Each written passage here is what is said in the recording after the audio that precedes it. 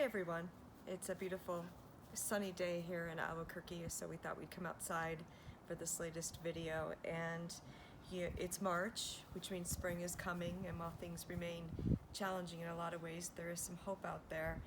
But there's some really big significance in my life about March, because this is the month that I lost my sister to suicide, and it'll be hard to believe, it'll be 28 years in a few weeks. And I really don't like to put my focus onto that day, because to me it was her pain, it wasn't my pain, and I like to keep the focus on things like her birthday, which was right after.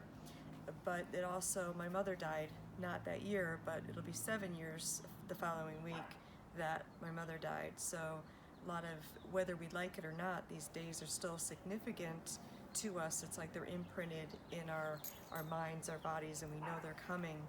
But I also believe, because of the work that I've done, even though I have moved into doing a lot of creative things and more inspiring things in a different way in terms of creating things instead of writing and speaking so much, although I still do that when I'm given the opportunity.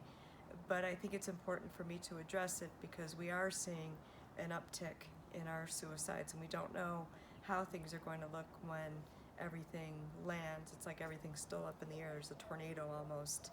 And so, we are wired for hope, and I believe inside of us that there's always a little bit, no matter how irritating,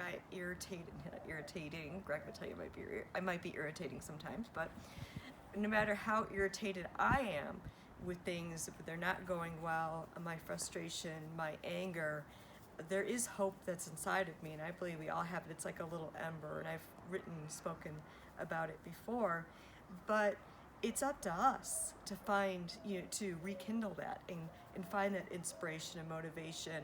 It's just as our loved ones who have died by suicide, their pain was not our pain, and it's up to us to keep going.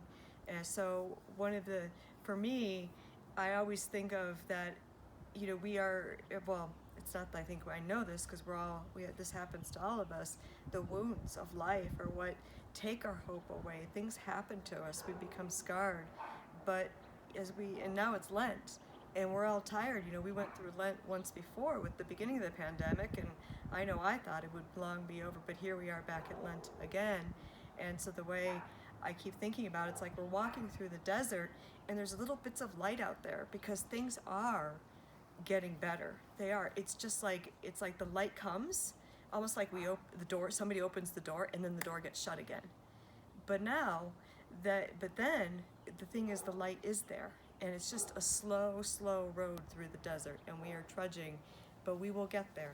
And really digging down deep, continuing to dig down deep. What are those things that inspire you to keep going? What are those things that help you get through the day, that make you happy, especially as spring is coming and color comes back and everything comes to life? So I just wanted to share, because we are talking about suicide, I made these purple and turquoise handbags with the daisies. The purple and turquoise, the colors that we use for suicide, they're very healing colors, and that's what we want. We want people to feel healing, no matter whether they have lost someone, whether they are suicidal themselves, or they've attempted suicide. So initially we had started these for the bereaved, but it has encompassed the whole field, which is a good thing. And so I made these with the applique daisies, and I call this the Believe Collection, because it is about believing, and it's about having faith. And faith, we don't know truly. That's why we have to have faith, because that's why it is faith, because we don't know. But we have to hold on, we have to believe and have faith.